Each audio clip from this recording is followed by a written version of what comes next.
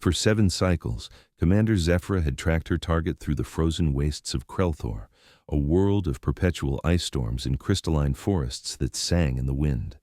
She was Vel'kari, one of the apex predators of the galactic community, a species bred for warfare, enhanced for efficiency, designed to feel nothing but the satisfaction of a completed mission. Her assignment was simple: locate and eliminate Dr. Ethan Cole, the human scientist responsible for the resonance event that had crippled 3 Vel'kari warships and left 200 of her people in permanent neural stasis. The Conclave wanted him dead. Her superiors demanded proof.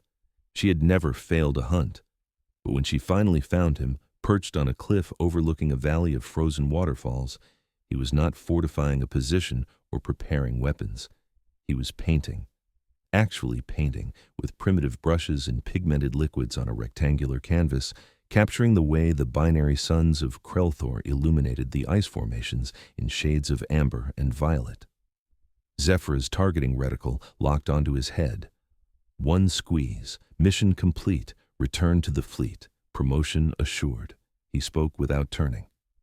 The light changes every 17 minutes. I've been trying to capture it for 3 days, but I keep missing the exact moment when the ice turns from gold to purple. It's maddening. Her finger froze on the trigger. He knew she was there. Had known, perhaps for hours, days even. You could help, he continued, still focused on his canvas, his brush making delicate strokes. Tell me when you see it shift. I promise to stand very still afterward. You can have your shot. I just want to finish this one thing. It was absurd. Tactically impossible. She was a perfect weapon, and he was offering her, what? A role as an art assistant before his execution. Why? The word escaped her before she could stop it, a breach in protocol she would have punished in any subordinate. Because I've spent 3 decades of my life studying energy patterns and quantum mechanics, and I finally understand that I missed the entire point. He added a highlight to an ice spire. The resonance event happened because I was so focused on what energy could do that I forgot to consider whether I should make it do anything at all. I hurt people, your people. That wasn't what I intended, but intent doesn't erase damage. He finally turned to face her, and Zephara felt something crack in her carefully maintained emotional barriers. He wasn't afraid. His eyes, a startling shade of green that had no equivalent in Vel'kari physiology, held something she didn't have a word for. Acceptance, maybe. Or exhaustion, or a terrible, quiet kind of peace. I'm not going to run, Ethan said. I'm not going to fight. If the Conclave sent you, then they're right to want justice, but I'm going to finish this painting first, because for the first time in my life, I'm creating something beautiful instead of something destructive, and I'd like that to be my last act. The tactical protocols in Zephara's enhanced neural pathways screamed at her to fire, end the mission, return to base, collect her reward. Instead, she lowered her weapon. Show me, she heard herself say, her voice rough with disuse.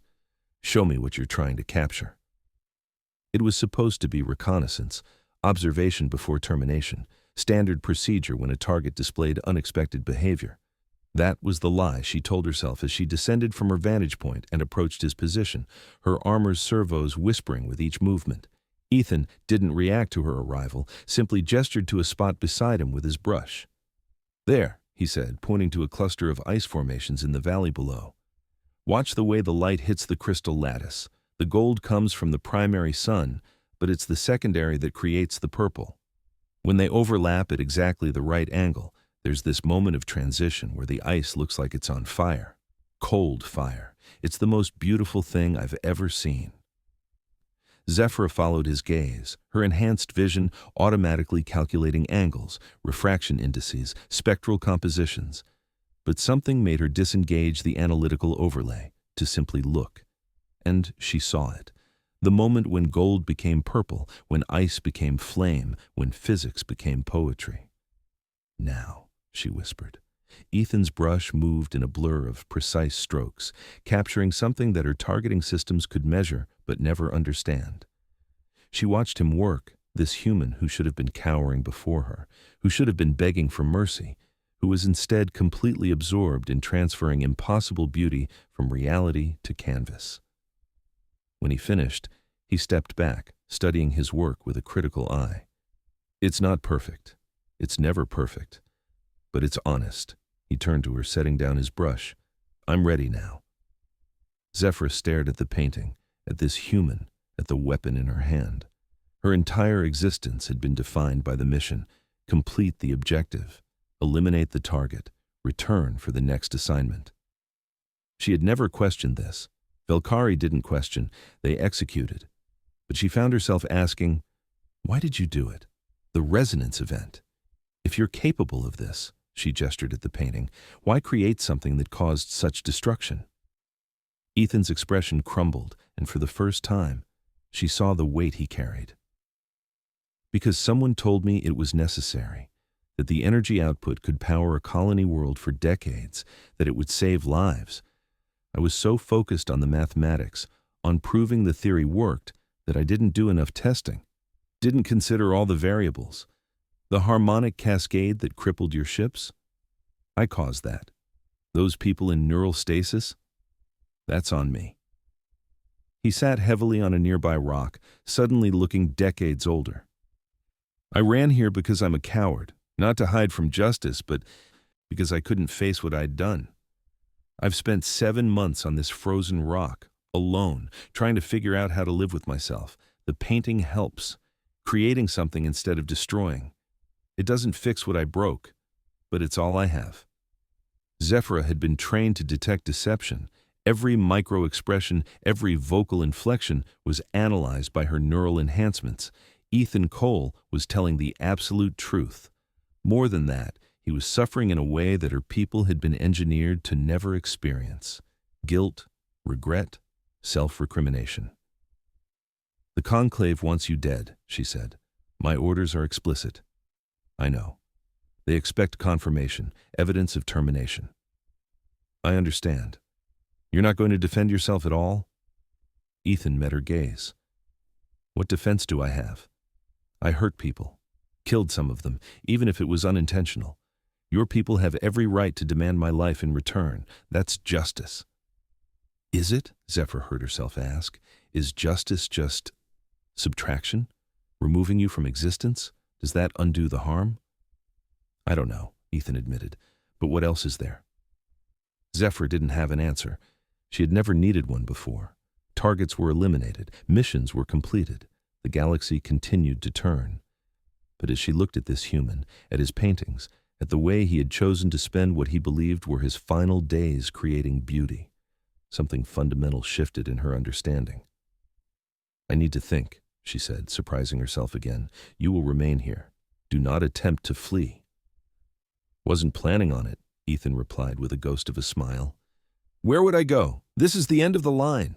Zephara retreated to her camp, a tactical position she had established 3 kilometers away. Her small shelter contained everything she needed: weapons, ammunition, survival supplies, communication equipment. It was efficient, sterile, perfect. It was also utterly lifeless. She tried to file her mission report, but her fingers wouldn't cooperate. The standard template demanded a simple update: target located, preparing for termination, confirmation to follow.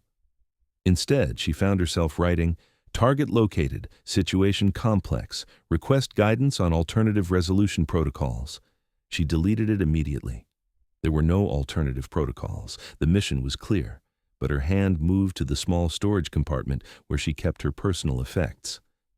Vel'kari were discouraged from maintaining such things, but complete prohibition had proven counterproductive. She withdrew a data chip containing the only possession she valued, a holographic image of her clutch sister, Zephara, who had been on one of the ships hit by the resonance event. Zephara wasn't dead. She was alive, technically. Her body functioned. But her mind was locked in a recursive neural loop, conscious but unable to interact with reality. The medical officer said she was aware of her condition, but couldn't communicate, couldn't move, couldn't do anything but experience her own trapped existence.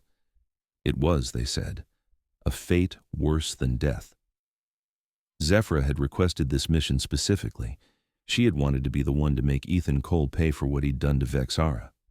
She had imagined this moment countless times, the satisfaction she would feel when she pulled the trigger, when justice was served. But now, holding her sister's image, she felt only emptiness. Killing Ethan wouldn't free Vel'kari. It wouldn't undo the damage. It would just be subtraction, removing one more thing from a galaxy that seemed to have too much absence already. She returned to Ethan's camp at dawn. He was awake, boiling water for some kind of hot beverage. He offered her a cup without speaking. She accepted it, another breach of protocol. Vel'kari didn't share meals with targets. "Tell me about the resonance event," she said. "Everything. I want to understand exactly what happened." Over the next hour, Ethan explained the science behind his work, the attempt to create a sustainable zero-point energy tap, the unexpected harmonic frequency that had resonated with Vel'kari neural implants specifically, the cascade failure that had propagated through their ship's communication networks. "I didn't know your people had neural enhancements," he said quietly. "That information wasn't in any of the databases I accessed. If I had known, I would have adjusted the frequency ranges, added safeguards. But I was working under pressure, under deadlines, and I took shortcuts." He stared into his cup. "Those shortcuts cost your people everything." 217, Zephara said. "That's how many are in neural stasis. My sister is one of them." Ethan's cup slipped from his fingers, shattering on the rocks. "Your sister?" "Vel'kari. She was a communications officer on the warship Tal'Varan. She was attempting to coordinate evacuation procedures when the cascade reached her station." Zephara's voice remained steady, emotionless, exactly as she'd been trained. "She is alive but unable to interact with reality. Conscious of her condition but unable to communicate. The medical officers believe she will remain in this state indefinitely." Ethan had gone completely pale. "I didn't know. I didn't know." "Would it have changed anything?" Zephara asked. "If you had known the specific consequences, if you could see the faces, know the names?" "Yes," Ethan said immediately. "Yes, it would have. I would have stopped, delayed, done more testing, anything to prevent that." "But you didn't know, so you continued." "I didn't know, so I was reckless, arrogant. I believed my work was more important than caution." He looked at her with something beyond despair. "I'm so sorry. I know that means nothing. I know words can't fix what I've broken, but I'm so sorry about your sister, about all of them." Zephara studied him, her enhanced senses reading every biometric marker. Elevated heart rate, increased respiration, pupil dilation, stress hormone spikes, every indicator of genuine emotional distress. "My orders are to kill you," she said. "I know. My sister deserves justice. She does. The Conclave expects confirmation of your death. I understand. But I find myself questioning whether your death serves any purpose beyond vengeance." Ethan looked up at her, confused. "What else is there?" Zephara set down her cup. "Tell me, Dr. Cole, in your 7 months here, have you made any progress on understanding the resonance event, on finding a way to reverse the neural cascade?" Ethan blinked. "I've been running simulations, theoretical models, but without access to actual Vel'kari neurology, without the ability to test hypotheses, I can't—" "What if you had access?" Zephara interrupted. "What if you could study the effect directly, work toward a solution?" I mean that killing you removes any possibility of helping my sister, of helping any of them." Zephara leaned forward. "But if you were to dedicate yourself to finding a cure, to fixing what you broke, that might actually serve justice rather than simply satisfying the need for revenge." Ethan stood abruptly, his mind clearly racing. "If I could access Vel'kari medical data, study the neural architecture, understand the specific cascade pattern, yes, I think I could develop a reversal protocol. It would take time, resources, but theoretically—" "Then that is what you will do," Zephara said. "But not here, not alone. You will return with me to Vel'kari space. They'll kill me the moment I arrive. Not if you're under my protection, not if I argue that you're more valuable alive than dead. Your superiors will never agree to that. Then I won't give them a choice." Zephara stood, her decision made. "I am Commander Zephara of the Vel'kari Extermination Corps. I have never failed a mission, and my mission is now to bring you back alive so you can undo the damage you've caused. Anyone who disagrees can challenge me directly." Ethan stared at her in shock. "Why? Why would you risk everything for me?" I'm the one who hurt your sister. Because vengeance won't wake her up, Zephara said simply. And because I looked at your paintings and realized that beings who can create beauty might also be capable of creating healing. I'm choosing to believe that possibility is worth more than your death. The return journey to Vel'kari space took 3 weeks aboard Zephara's stealth ship. It was a small vessel, designed for solo operations, which meant Ethan and Zephara were in constant proximity.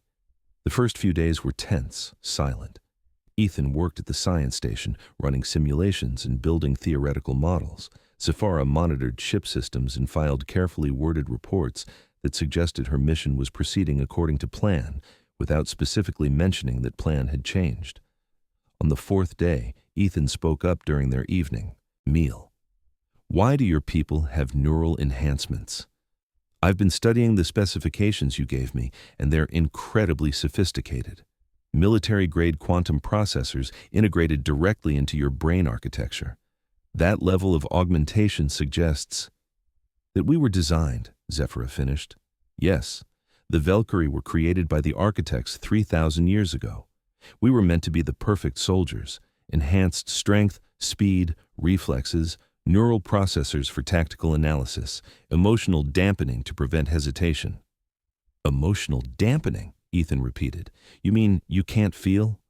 We feel less than unaugmented species. Fear, affection, joy, they're muted.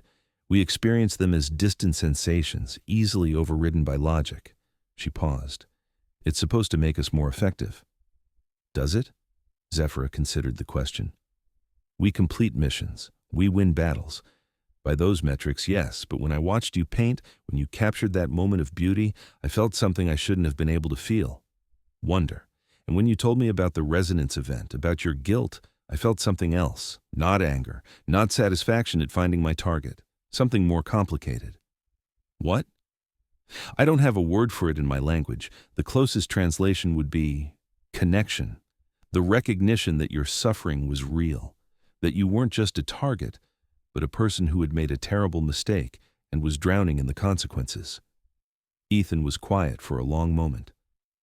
I've been running from that connection my whole life, staying in my lab, working on abstract problems, never getting close enough to anyone to risk hurting them. After the resonance event, I thought isolation was what I deserved. But these weeks, talking to you, working on the reversal protocol, I haven't felt this alive in years. It's terrifying. Why terrifying? Because if I succeed, if I actually manage to fix what I broke, I'll have to face all those people I hurt, your sister, the others. I'll have to look them in the eye and know what I stole from them. And if I fail, he trailed off. If you fail, you'll have tried, Zephara said.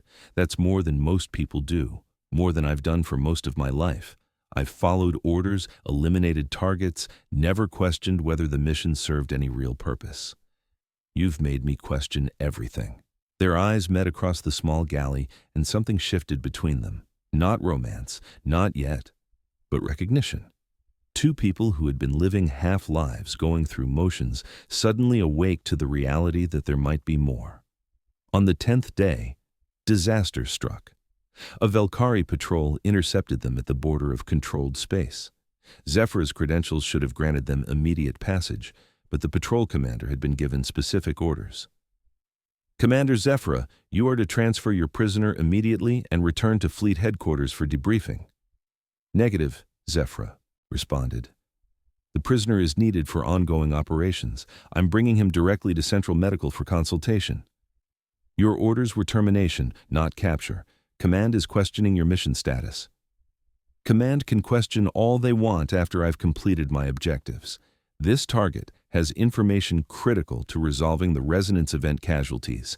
I'm exercising field authority. Commander, I have direct orders to secure the prisoner by any means necessary. Don't make this difficult. Zephara looked at Ethan, who had gone pale but remained silent. She could surrender him, follow orders, return to her old life, or she could do something she had never done in her entire military career. She could refuse. I'm afraid I can't comply, Zephara said calmly. This human is under my protection until his work is complete. Any attempt to take him will be considered an act of aggression against my mission parameters. You're threatening fellow Vel'kari over a human prisoner? I'm prioritizing mission success over convenient compliance. There's a difference. The comm channel went silent. Then the patrol commander's voice returned, hard and cold. You're making a mistake, Commander. When we report this, you'll be court-martialed. Probably, Zephara agreed, but my sister will potentially be cured. I'll take that trade. She cut the channel and immediately diverted course, pushing her ship's engines to maximum. Behind them, the patrol ships gave chase, but Zephara's vessel was designed for stealth and speed. She led them through an asteroid field, using every trick she'd learned in 2 decades of combat operations. Ethan held onto his console as the ship performed impossible maneuvers. You just committed treason for me. Why? Because it was the right thing to do, Zephara replied, threading through a gap between 2 massive asteroids that should have been too narrow for the ship. Because following orders without question is what got us into this situation. Because I'm choosing to believe that saving lives is more important than maintaining military protocol. They lost the patrol ships in the asteroid field, but the damage was done.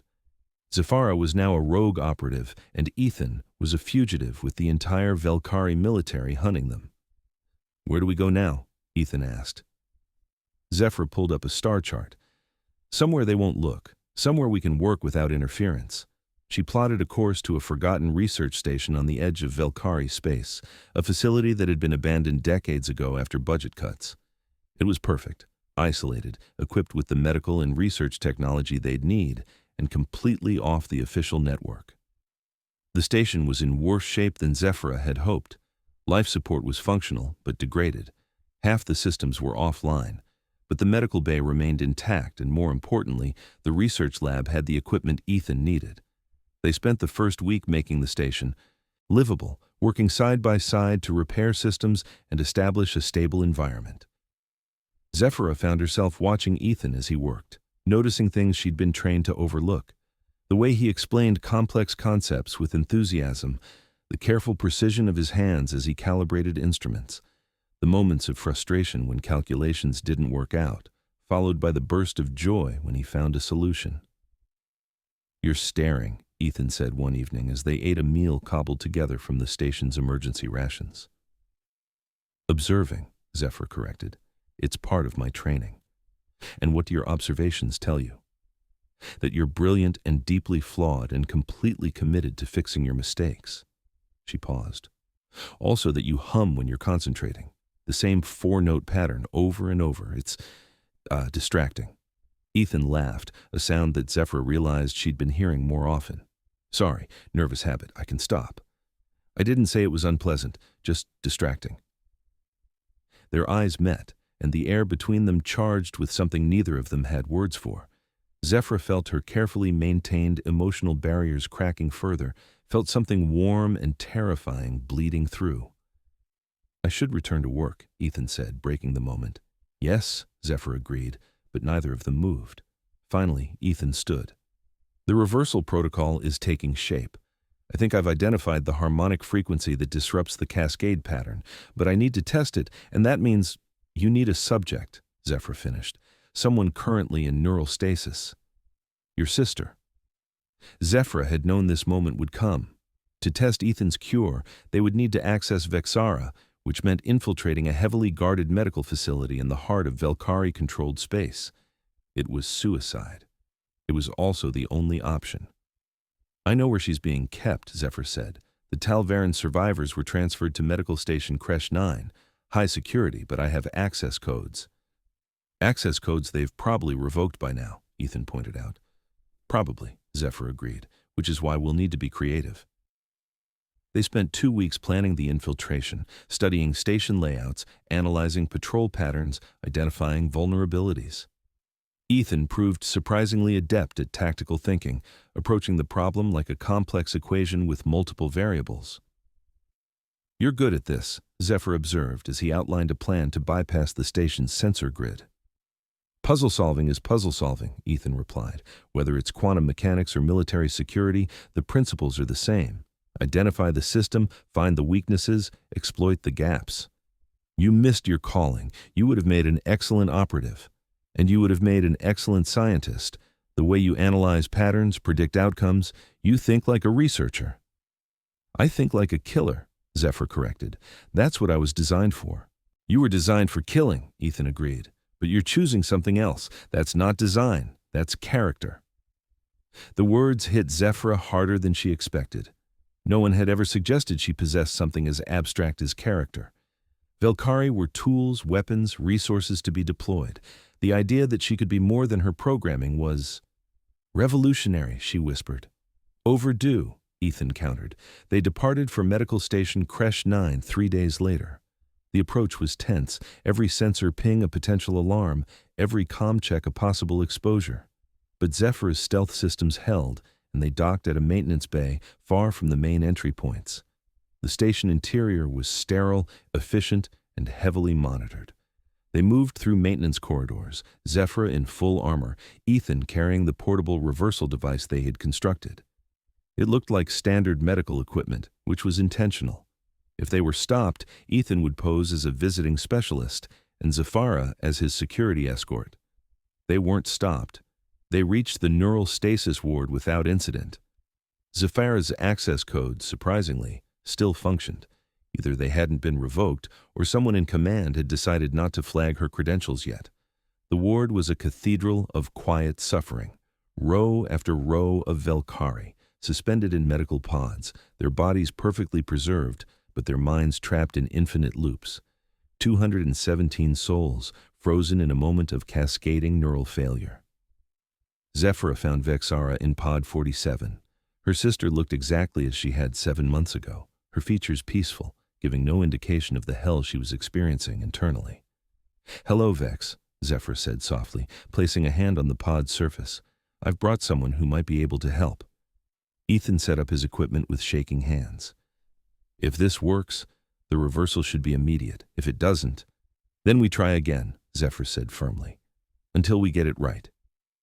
Ethan activated the device, a harmonic pulse, carefully calibrated to disrupt the neural cascade without causing additional damage, flooded Vel'kari's neural implants.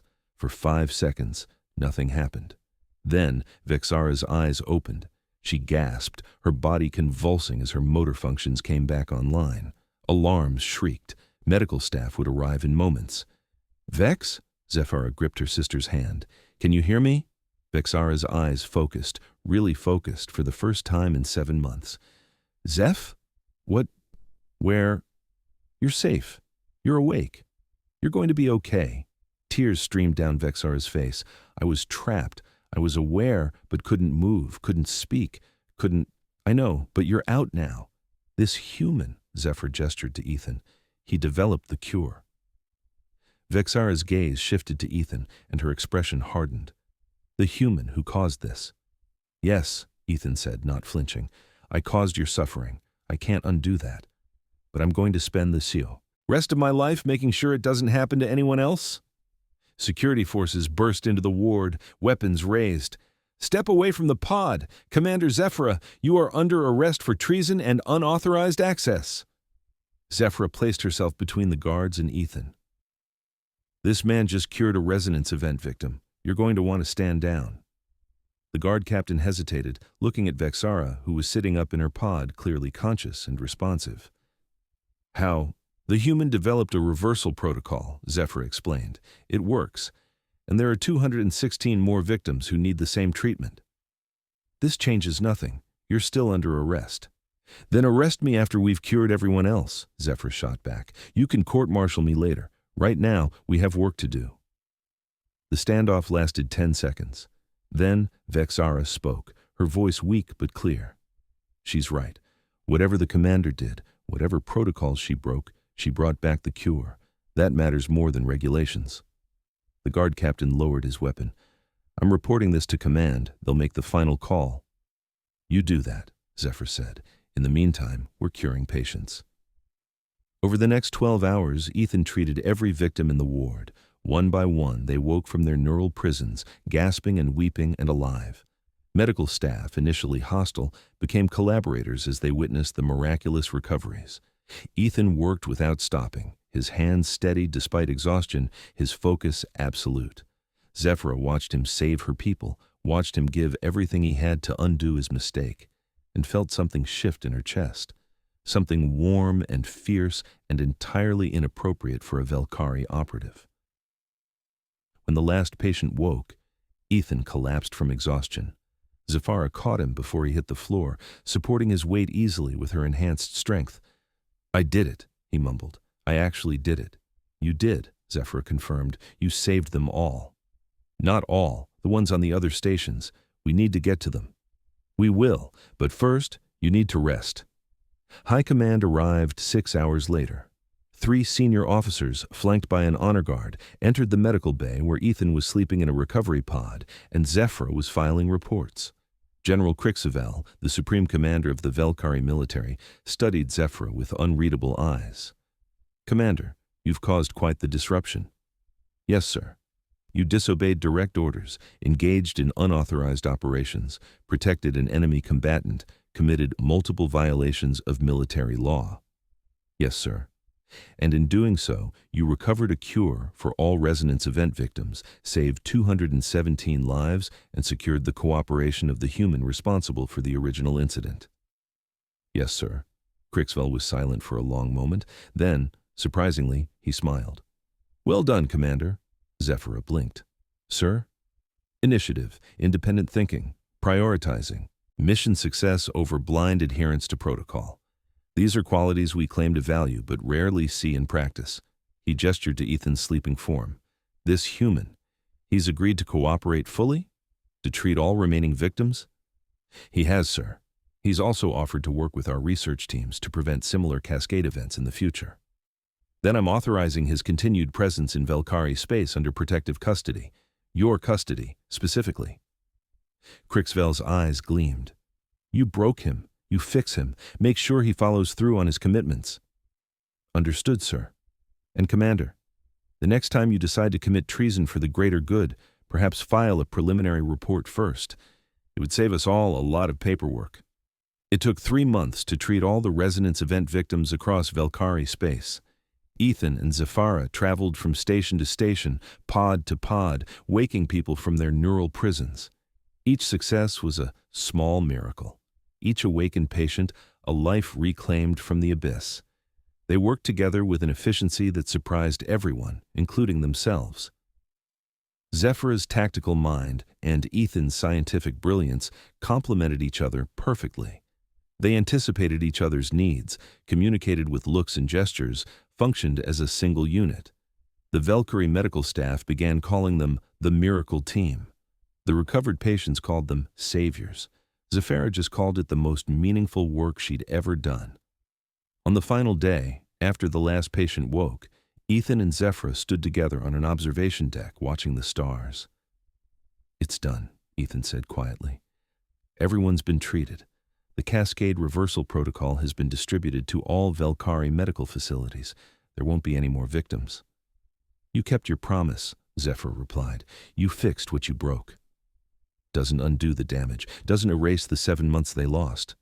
"No, but it gives them their futures back. That counts for something." Ethan turned to her. "What happens now, with me? Do I return to human space? Stand trial?" Zephara hadn't let herself think about this moment. The mission was complete. Ethan had fulfilled his obligations. There was no tactical reason to keep him in Vel'kari space. "That's up to you," she said. "The Conclave has dropped their death warrant. You're free to go." "And if I don't want to go?" Zephara's heart, that supposedly dampened organ, skipped a beat. "Then you stay." "With you?"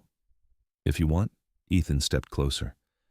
"These months working together, I've felt more alive than I ever did in my lab. More connected, more real. You did that. You saw past the mistake I made and found something worth saving." "You did the same for me," Zephara admitted. "You showed me that following orders isn't the same as doing what's right, that there's value in questioning, in choosing your own path. Dangerously revolutionary thinking for a soldier. I learned from the best."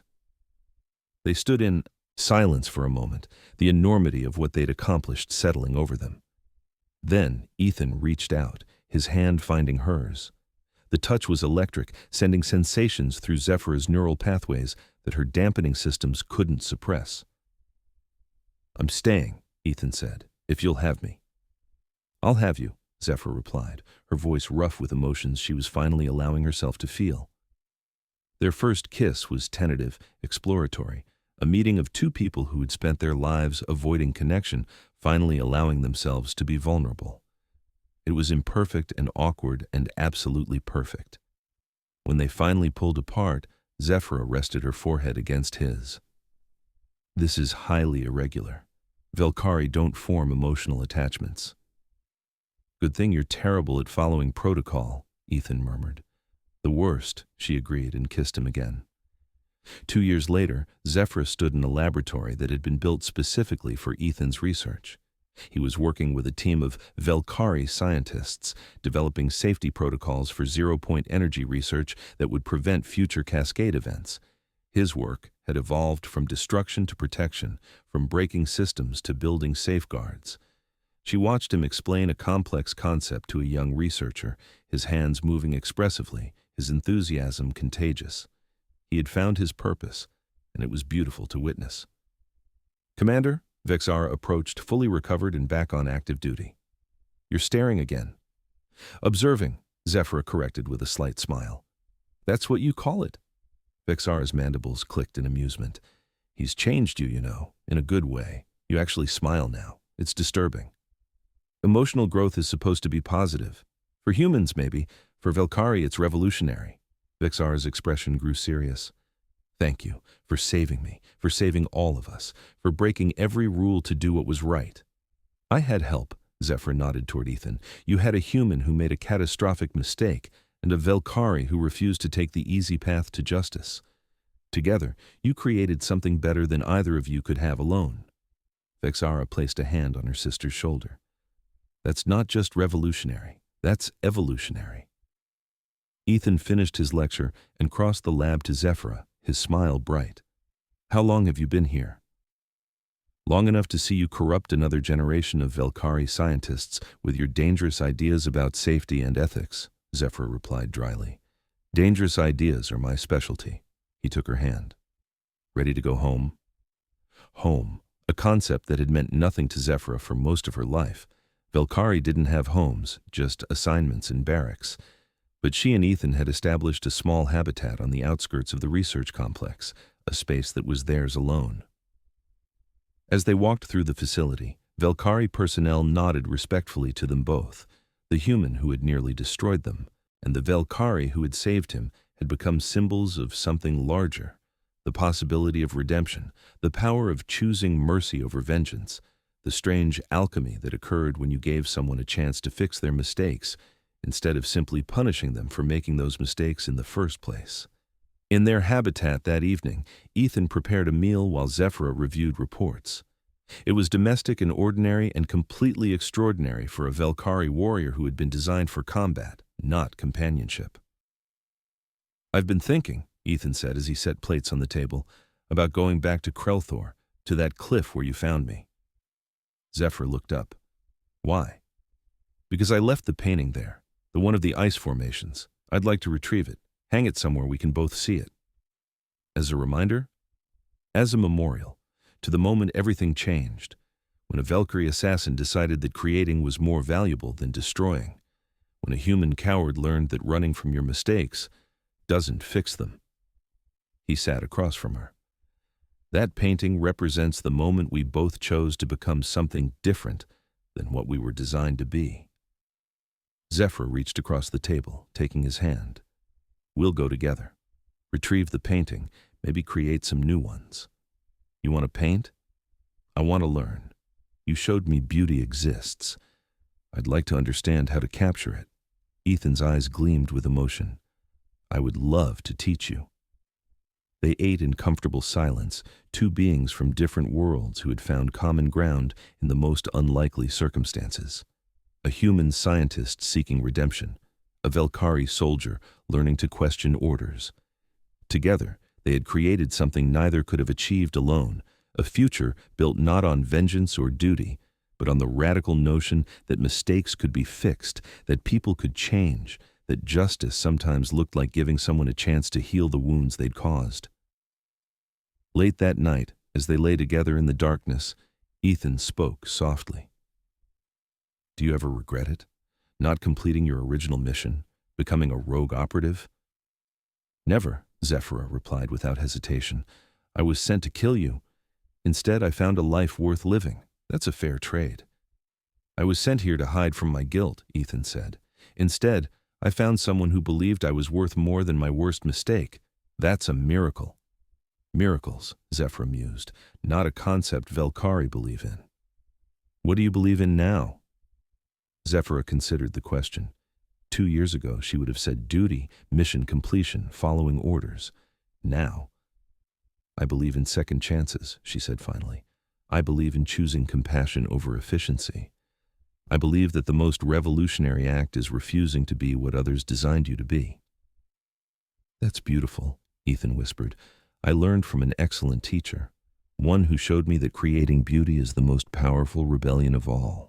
They fell asleep tangled together, two impossible beings in an impossible relationship, proof that sometimes the best outcomes emerge from the bravest failures, that sometimes refusing to pull the trigger opens doors you never knew existed, that sometimes the person you're sent to destroy becomes the person who teaches you how to truly live.